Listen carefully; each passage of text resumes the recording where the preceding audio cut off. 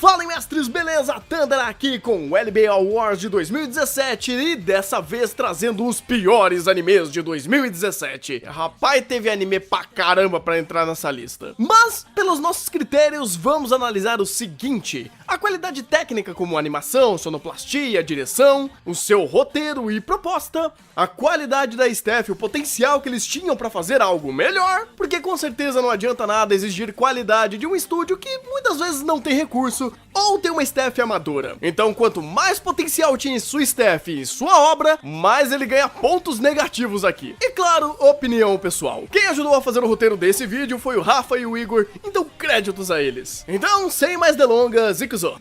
Em 10º lugar, o que acontece quando a staff de Naruto tenta fazer um Slice of Life? Não, com certeza também não é Boruto. Com vocês, Konbini Kareshi. A história conta a vida escolar de 4 adolescentes, entre eles, 2 duplas de casais que tentam dar certo nessa confusão toda. Tenta, porque meu amigo do céu, o que tá acontecendo com você, Pierrot? Os personagens são quase como robôs, totalmente plastificados, não apenas por questões de personalidade e roteiro, mas a produção disso é quase um slideshow de PowerPoint. Os personagens mal se mexem na tela, a interpolação de movimento simplesmente não funciona. Em um Slice of Life, onde o mais importante são os detalhes, aqui não existe quase detalhe algum, seja em questão de roteiro ou em sua produção. Os personagens não são nada orgânicos e tentam fazer alguns dramalhões ali no meio que simplesmente soam destoante, ou quando eles tentam fazer algumas cenas contemplativas e reflexivas e que simplesmente não funciona. Com certeza essa staff que já produziu o Naruto clássico não soube criar nenhum tipo de empatia nessa obra.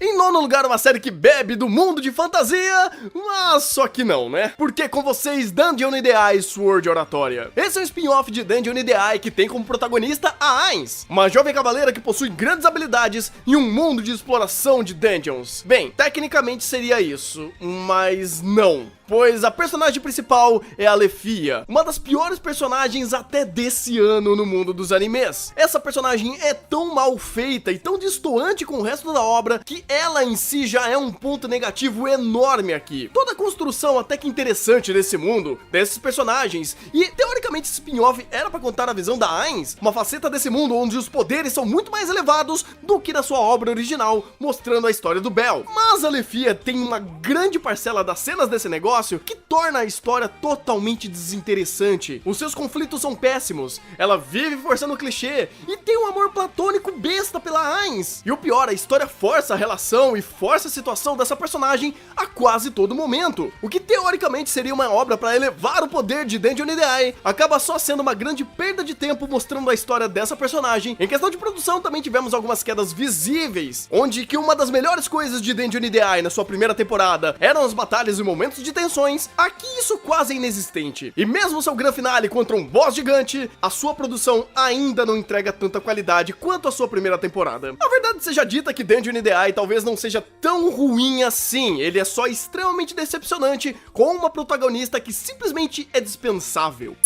Em 8º lugar, maldito motorista de caminhão que não faz seu trabalho direito, seu incompetente! Com vocês, Fuka. O nosso protagonista é o Yu, que por algum motivo acaba se esbarrando na Fuka, que é uma garota que está tentando saber o que ela quer da vida. Pela ironia do destino, eles acabam se conhecendo na escola e acabam criando uma certa afinidade um pelo outro. E em um fatídico dia, ele é simplesmente convidado por ela para fazer uma banda. Porque sim, Fuka é quase uma quimera por tanta inconsistência do seu roteiro e dos seus personagens. Uma hora eles querem uma coisa, outra hora eles querem outra. O próprio Yu parece que tem distúrbio de tripla personalidade, porque em um momento ele é um pouco introspectivo, depois ele vira um tagarela, depois ele tenta ser o protagonista genérico de Battle Shonen. Não só ele, mas todos os outros personagens têm esse, entre aspas, nível de complexidade. A própria Fuka, num certo momento, vira uma tsundere genérica, porque sim. As escolhas de roteiro, os diálogos desses personagens, os seus conflitos simplesmente são completamente destoantes, não soa nada real. Isso quando eles não tentam forçar um fanservice no primeiro episódio, porque é moda colocar fanservice no primeiro episódio, e depois disso nunca mais colocar fanservice, vai entender. E não é bem culpa do seu material original, porque tem um twist nessa história muito interessante, mas por conta de um final original, o caminhão acabou não fazendo o seu trabalho, e tudo acabou bonito, com arco-íris e... meh. A experiência com Fuka é simplesmente broxante, não acontece nada de empolgante, os personagens não cativam, e a sua falta de constância e diálogos mais consistentes, Fuuka acaba só sendo uma perda de tempo. Em questão técnica, ele até tenta acertar, os seus traços são firmes, a sua animação não é tão ruim. O problema é que a repetição da sua fórmula acaba se tornando maçante, principalmente na parte musical, que até tem algumas músicas legais, mas ficar enfiando ela todo o santo episódio, porque sim, e criando uma animação péssima dos personagens tocando, com certeza cria uma quebra de imersão.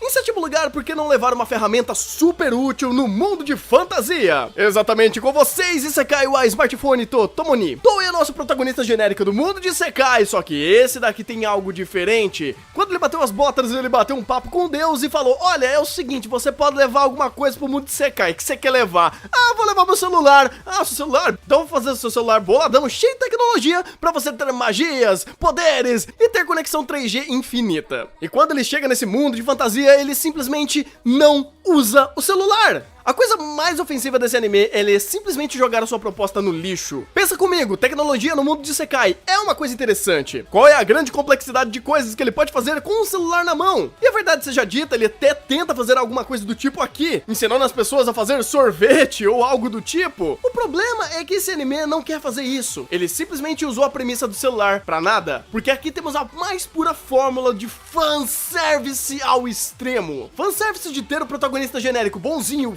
forte pra caramba, genérico por ter um harém gigantesco de um monte de waifu kawaii, genérico por ter uma história simplesmente terrível. Com perdão da palavra, Isekai Smartphone não é nada mais, nada menos do que masturbação de protagonismo. Sim, o personagem é tão poderoso, pode fazer qualquer coisa com as suas magias e tudo mais que ele tem à sua mercê, que a história se torna chata. E até a parte de comédia romântica do seu harém também é simplesmente dispensável, porque todos os personagens aqui são muito superficiais. Questões técnicas eu nem preciso dizer que também é de baixa qualidade. Por mais que ele tenha cores vibrantes e personagens kawaii na tela, é só isso, porque a sua animação não funciona, trilha sonora inexistente e direção péssima. Por isso, um anime que trouxe uma proposta até que interessante de levar um celular mágico no mundo de fantasia, acaba se tornando algo terrivelmente mal escrito. Agora vocês sabem que posição é, não é mesmo? Em sexto lugar! E claro, pra honrar essa posição, eu trago a vocês Eromanga Sensei! Ah, Eromanga Sensei! A história é muito simples, Masamune é um jovem escritor de light novel um pouco mais picantes. E ele trabalha junto com um ilustrador chamado de Eromanga Sensei. Por ironia do destino, ele acaba descobrindo que esse tal Eromanga Sensei não é nada mais, nada menos do que sua irmãzinha mais nova, que fica trancada no seu quarto 25 horas por dia porque ela é uma hikikomori. E agora que ele acaba descobrindo essa verdade imensurável desse mundo, eles vão começar a criar uma comédia romântica cheia de dramas, reviravoltas e... não, obviamente não. Eromanga Sensei é o mais puro e ofensivo fanservice entre irmãos. Por trás de todas as personagens fofinhas, bonitinhas, menores de idades que ficam se insinuando na tela, Eromanga Sensei esconde uma série de pecados na narrativa. Tecnicamente, seu roteiro é dispensável. Sua produção, sejamos sinceros, até que tem um bom nível. Suas animações, traços, o character design funcionaram muito bem e são até que de boa qualidade. Mas a entrega de tudo isso e o conjunto da obra é horrível. Eromanga Sensei compila todos os clichês possíveis de erotização de garotinhas, com desculpas e mais desculpas, onde o roteiro tenta ser inteligente, mas na verdade só tá tentando esconder algo no meio de todo o seu fanservice. A todo momento ele tenta cutucar, trazendo até algumas premissas mais pesadas. Por exemplo, o caso do Masamune tentar manter a casa com o seu próprio trabalho, uma série de problemas psicológicos que a Sagiri tem, ou o fato da visão de família que um tem pelo outro, já que eles não são irmãos de sangue. Mas, a verdade seja dita, tudo isso é simplesmente dispensável. Todo efeito de causa e consequência aqui é jogado fora. Os dramas são superficiais. Os objetivos dos personagens parecem simplesmente inúteis. E quando a série traz até que um bom penúltimo episódio, o episódio seguinte ele simplesmente quebra, trazendo tudo de o mais errado que aqui tem. O Eromanga Sensei é o mais puro fanservice feito em forma de animação, onde os personagens são superficiais e apenas arranjam desculpas para fazer aí as suas cenas mais quentes. Em quinto lugar, parece que é uma boa ideia contar duas histórias ao mesmo tempo, né? Porque o Soma Game acaba cavando sua própria cova por causa disso. Nobuaki é um garoto que acabou de passar por uma experiência super traumática. A sua antiga sala de aula entrou num jogo chamado de Jogo do Rei, onde eles tinham que obedecer uma série de ordens que acabava trazendo consequências super trágicas. Em seu novo ano letivo, ele acaba vivenciando a mesma experiência. Já deu pra entender a ideia de tentar contar duas histórias ao mesmo tempo, certo? Sim, a Steph tem a brilhante ideia de tentar contar o passado dele e e o presente dele ao mesmo tempo. Eu nem preciso dizer que isso narrativamente não funciona de nenhuma forma, certo? E antes esse fosse um dos piores problemas daqui, mas o negócio consegue nos surpreender de tanta coisa ruim que acontece aqui. Os personagens são extremamente superficiais, eles são inconsequentes e muitas vezes até burros, tomando certas atitudes impensáveis. Sabe aqueles filmes trashes de terror que os personagens só tomam atitudes idiotas no meio de um casarão mal assombrado? É basicamente a mesma coisa que acontece aqui. E quando eles tentam ter uma brilhante ideia de desvendar os problemas desse jogo, ou tentar juntar forças pra passar por cima desses problemas, eu nem preciso dizer que eles tomam as piores atitudes possíveis, casando também com concepções de personagens terríveis. Os personagens aqui são simplesmente psicopatinhas. Do nada, em algum momento de clímax, eles simplesmente viram a chave e viram o psicopata malvado e casando também com uma produção lastimável. As suas cenas não têm peso, os impactos visuais são superficiais e a única coisa que realmente é de boa qualidade na sua produção como um todo é a sua abertura. Só isso. E pra fechar essa ideia de contar duas histórias ao mesmo tempo, simplesmente se quebraram. O impacto emocional e mistérios entre uma história e outra acabam se chocando e se anulando, fazendo a experiência com o Osama Game ser simplesmente horrível. Em quarto lugar, 60 FPS de pura adrenalina na tela. Exatamente, Handshakers roda a 60 FPS. Tazuna e Koyori acabam se conhecendo pela ironia do destino. Ela está em uma espécie de coma e quando eles dão as mãos, eles entram em um universo totalmente paralelo, conhecido como o Reino dos Handshakers. Agora eles terão que travar lutas contra outras duplas para conseguir até chegar ao rei desse mundo e ter o seu desejo realizado. Mas uma coisa é muito importante, ele jamais pode soltar a mão dela, senão ela morrerá. Bem, isso pelo menos até a metade do segundo episódio, né? Porque a história consegue quebrar essa premissa. Vocês têm ideia do que é um anime criar premissa e destruí-las logo em seguida? Handshakers dá uma aula de fazer isso. Após apresentar qualquer regra, qualquer construção desse mundo, não demora muito para ele simplesmente desistir da ideia e fazer qualquer coisa, fazendo as regras desse mundo ser inexistentes. A própria sensação de perigo e incômodo de ter dois personagens com as mãos seguradas a todo momento, que pelo menos no primeiro episódio eles tentam fazer algo interessante quanto a isso, é simplesmente jogada no lixo e o próprio título da série não faz sentido. O maior ponto baixo dessa obra é inconsistência. Inconsistência de personagens,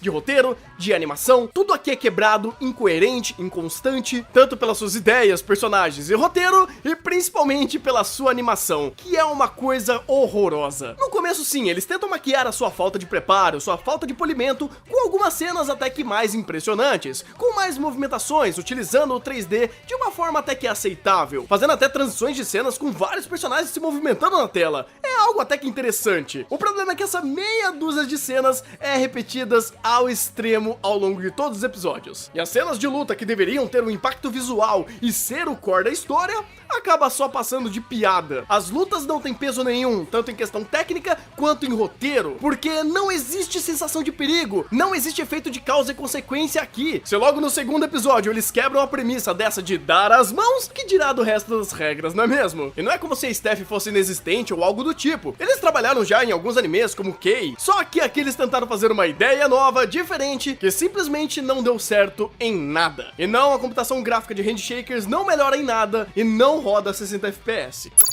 Em terceiro lugar, esse anime nem deveria estar aqui porque ele é tão incrível que consegue fazer muitos, mas muitos memes! Com vocês, Vatican Kiseki Shousakan. Os padres Nicholas e Hiraga trabalham pro Vaticano. Eles são uma espécie de investigadores sobre coisas paranormais, investigando uma série de casos que envolvem a Igreja Católica e seus milagres. O pior de tudo é que tudo isso não passa de uma grande piada. Tudo bem, ele tenta se levar a sério, mas não dá pra levar a sério o Vaticano. Ele tem uma série de escolhas bizarras de roteiro, tentando trazer evidências do mundo real, ou conceitos reais sobre a igreja, e entrega de uma forma que não dá pra levar a sério. Não, é sério, a gente tem Jesus He-Man, a gente tem sacolé de Hitler, a gente tem orgia de padre regada a pó. Cara, é uma coisa mais bizarra que a outra. Claro que esse não é o maior problema daqui. Vatican só não consegue entregar nada. Ele cria conceitos, ele cria lore, ele cria background, ele faz os personagens refletirem, mas na hora de entregar, na hora de concluir, na hora de desenvolver tudo isso, não tem nenhum tipo de qualidade. Tudo acaba acaba sendo inconstante, confuso e gastando ideias em cima de ideias, onde vira um bololô de conceitos super confusos que não levam a lugar nenhum. Não só culpa do seu roteiro inconsistente, dos seus personagens que, pelo amor de Deus, mas por uma produção também terrível. A sua paleta de cores é inconstante, a direção quebra a constância da obra, fazendo as cenas não conectarem, mixagem de áudio é péssima, a animação é estranha, buga e não tem consistência. Vatican é simplesmente uma quimera estranha cheia de piadas de muito mau gosto. Em segundo lugar, o anime que mostra que a Pierrot, sim, conseguiu superar de longe a Toei, porque, meu amigo, Dynamic Cord é uma coisa horrorosa. A história é um grande quem se importa com boy magias tentando fazer bandas e serem garotinhos descolados. E basicamente é isso mesmo, porque tem um monte de banda aqui, um monte de garoto, não dá pra entender o roteiro. É sério, não dá pra entender o roteiro. Não só pela inconsistência de diálogos e personagens, mas a produção desse negócio, de longe, é uma das piores coisas que eu já vi na minha vida. Ok, mesmo que seja uma equipe B, C, Y da Pierrot, ainda assim não justifica a inconsistência desse negócio. Eles erram em tudo. Character design inconsistente, problemas de proporção e ponto de fuga, interpolação de movimento, enquadramento, mixagem de áudio, tudo, absolutamente tudo parece um grande trabalho amador que nem estagiários de animação fariam um negócio desse. Eu sei que um dos nossos critérios é a qualidade da sua staff, o que ela pode entregar e o que ela entregou. E obviamente Dynamic Cord não tem ninguém na sua staff que já trabalhou, ou seja, um grande nome. Mas isso, como que a Pierrot, que é a Pierrot, um estúdio de tantos anos de animação, com trabalhos de animação simplesmente impecáveis como Black Clover, consegue entregar Dynamic Cord? Nem os estúdios chineses estão criando um monstro que nem esse. Eu tenho um argumento suficiente pra dizer que a Howline está ficando melhor que a Pierrot. É sério. Mas ele não fica em nosso primeiro lugar segundo os critérios, porque o primeiro teve tudo na mão pra ser uma excelente obra e, meu Deus do céu, que coisa foi aquela? Em primeiro lugar, um anime que parece uma grande fanfic do mundo dos HQs, só que muito mal feita. Com vocês, The Reflection. Depois de um acontecimento chamado The Reflection, as pessoas desse mundo agora têm superpoderes. Alguns deles escolheram se tornar heróis, outros vilões. E agora existe toda essa dúvida por trás desse grande acontecimento. Ok, mas por que The Reflection tinha tudo pra dar certo? Eu só vou dizer um nome, um único nome, que é o cara que produziu esse negócio. Stan Lee. Sim, exatamente, a Madoka do mundo dos HQs fez essa aberração. E não estou falando apenas na sua produção, que sim, é muito estranha, inconstante. Eles tentaram criar um conceito visual e erraram completamente. Mas o pior mesmo daqui é o roteiro. O roteiro de The Reflection é uma cópia mal feita de qualquer coisa genérica da DC ou da Marvel. Os personagens parecem copia e cola de alguns ícones do mundo dos HQs, como o Exxon, que parece o Spider-Man com o Deadpool, o Ian, que parece o Homem de Ferro com o War Machine. É tudo sem sal, tanto visualmente quanto em conceito. É uma obra com uma narrativa, com um roteiro tão datado quanto se fosse criado em 1970, por exemplo. Os conflitos aqui é aquela coisa genérica do bem e do mal, os vilões e os heróis, e existem sociedades secretas que tentam dominar o mundo, e todo aquele bafafá de sempre. Não só apenas muito clichê, mas tudo se quebra. O roteiro é inconstante, incoerente, os personagens tomam atitudes que não fazem o menor sentido, e o seu primeiro episódio é quase que um despotismo ofensivo. A sua parte de produção também tem sérios problemas. Eles tentam criar um conceito visual entre HQs e animes, utilizando cores chapadas, pouca sombra, pouca luz, algo que parece que visualmente você está vendo uma HQ animada. O problema é que isso foi feito de uma forma tão inconstante e pouco polida, que todo o seu visual acaba caindo no vale da estranheza, onde os personagens não são nem estáticos e nem movimentados demais. Um dos poucos pontos que se salvam aqui são a trilha sonora, que lembram muitos hits das épocas de 70, 80, aquelas coisas bem norte-americanas mesmo, tendo até algumas músicas bem conhecidas aqui no meio, mas infelizmente ele não se mantém. É simplesmente inadmissível ter o dedo de Stan Lee aqui e ser algo tão mal produzido. Ter o estúdio Den, que fez ótimas obras como Samurai X, Log Horizon, ou até mesmo o próprio Rakugo, fazendo uma aberração dessa. Por conta disso, a sua staff de uma ótima qualidade entregar uma aberração dessa é simplesmente inadmissível, fazendo com certeza The Reflection sendo o pior anime de 2017, sem sombra de dúvidas. E agora eu quero saber de vocês, quais foram os piores animes que vocês assistiram em 2017? Deixa aqui nos comentários, mas lembrem-se, sem brigas, ok? Não esqueça também de dar o seu joinha, de compartilhar com todo mundo, se inscreva no canal se vocês são novos por aqui, e eu vou indo nessa, então bom anime e até o próximo vídeo!